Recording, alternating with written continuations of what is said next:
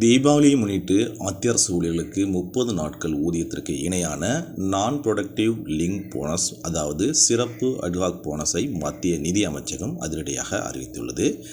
இந்த அறிவிப்பு லட்சக்கணக்கான அரசு ஊழியர்களின் வீடுகளில் கூடுதல் மகிழ்ச்சியை ஏற்படுத்தியுள்ளது. இந்த போனஸ் குறித்த முழு விவரங்கள், யாருக்கு எவ்வளவு கிடைக்கும், எப்படி கணக்கிடப்படும் என்பதை விரிவாக பார்க்கலாம்.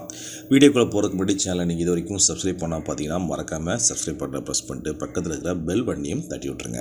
மத்திய அரசின் குரூப் சி ஊழியர்கள் மற்றும் நான் கஸ்டட் குரூப் பி ஊழியர்கள் அனைவருக்கும் 30 நாட்கள் சம்பளத்திற்கு இணையான இந்த அட்ஹாக் போனஸ் வழங்கப்படும் என நிதி அமைச்சகம் தனது அலுவலக குறிப்பாணையில் தெரிவித்துள்ளது. இந்த போனஸ் தொகையானது அதிகபட்சமாக 6,908 என நிர்ணயிக்கப்பட்டுள்ளது. போனஸ் கணக்கீட்டிற்கு அதிகபட்ச மாத ஊதியம் 7,000 என நிர்ணயிக்கப்பட்டுள்ளது. அதாவது ஒரு ஊழியரின் சராசரி மாத ஊதியம் 7,000 அல்லது அதற்கு அதிகமாக இருந்தாலும் 7,000 என்ற உச்ச வரம்பை வைத்தே போனஸ் கணக்கிடப்படும். இதற்கான கணக்கீட்டு ஃபார்முலா 7,000/30.4 × 30 நாட்கள். இதன் மூலம் கிடைக்கும் தொகை 6,907.89 இது 6,908 என முழுமையாக்கப்படும். இந்த போனஸை பெற ஊழியர்களுக்கான தகுதிகள் என்னென்ன அப்படின்னு பார்ப்போம்.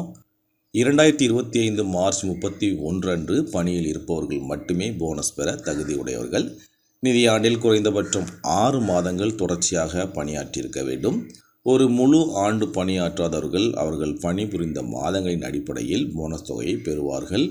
மத்திய துணை இராணுவ படைகள், ஆயுதப்படைகள் மற்றும் மத்திய அரசின் சம்பள முறையை பின்பற்றும் யூனியன் பிரதேச நிர்வாக ஊழியர்களுக்கும் இந்த உத்தரவு பொருந்தும். அரசு ஊழியர்கள் மட்டுமல்ல, தற்காலிக தொழிலாளர்களுக்கும் போனஸ் உண்டு. 3 ஆண்டுகள் அல்லது அதற்கு மேலாக ஒரு ஆண்டில் 240 நாட்கள் தொடர்ச்சியாக பணியாற்றிய தற்காலிக தொழிலாளருக்கு இந்த போனஸ் வழங்கப்படும். இவர்களுக்கான போனஸ் தொகை 1,184 என நிர்ணயிக்கப்பட்டுள்ளது. ஒரு அமைப்பிலிருந்து மற்றொரு அமைப்புக்கு பணி மாறுதலில் இருக்கும் ஊழியர்களுக்கு அவர்கள் எந்த நிறுவனத்தில் பணிபுரிகிறார்களோ அந்த நிறுவனமே போனஸ் தொகையை வழங்கும். ஆகவே மத்திய அரசு ஊழியர்களுக்கு இந்த தீபாவளிக்கு 6,908 வரையிலான போனஸ் தொகை கிடைப்பது உறுதியாகியுள்ளது.